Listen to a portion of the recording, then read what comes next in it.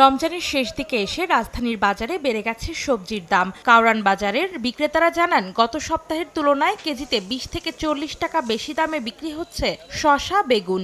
যুক্তি হিসেবে চাহিদা মতো সরবরাহ না থাকাকে সামনে আনছেন তারা। তবে খানিকটা কমেছে লেবুর দাম।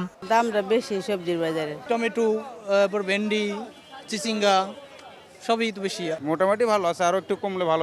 সন্তুষ্টজনক, আমি আপত্তি নাই, যা আছে আলহামদুলিল্লাহ। সবজির সিজন শেষ মুহূর্তে, এই কারণে দামটা একটু বেশি। 1 কেজি শসা 100 টাকা, 80 টাকা। খাবে কিভাবে মানুষ? সব শ্রেণীর মানুষের জন্য হইলে একটু কষ্ট হয়ে যায়। ইকুয়ালিটি আনতে গেলে আরেকটু কমের দরকার। দাম কিনে বেশি দিয়ে বেশি ব্যস্ত হয় বেশি, আমরা কমে কিনলে কমে ব্যস্ত পারি। গরু আর খাসির মাংসের বাজার স্থিতিশীল থাকলেও চাহিদা বাড়ায় বেড়ে গেছে ব্রয়লার মুরগির দাম। তুলনামূলক আগের মতো অত বেশি মনে হচ্ছে না, তবে বেশি। মুরগি বাজার আপনি গেছে সপ্তাহ হারে এই সপ্তাহ একটু বাড়তে, সানরাইজ পর্যন্ত এমনই থাকবে রেট।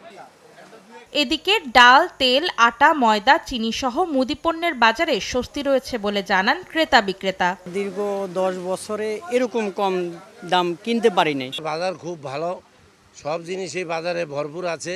ঈদের বাজার করে সন্তুষ্ট, দাম কোনো কিছুর বেশি হয়নি, সব স্বাভাবিক আছে। গত বছরগুলোতে আমরা যেভাবে দেখছি আপনার ঈদের উপলক্ষে বা রমজান উপলক্ষে জিনিসপত্র যে পরিমাণ বাড়তি, মোটামুটি এবছর তা উল্টাচ্ছি। দৈনন্দিন জীবনে যে এসেনশিয়াল, ভেরি এসেনশিয়াল, সেটা চিপ। বিক্রেতারা জানান, এলাচ, লবঙ্গ, জিরা, তেজপাতা সহ চড়া মশলার বাজার। অন্তরা সেন, সময় সংবাদ, ঢাকা।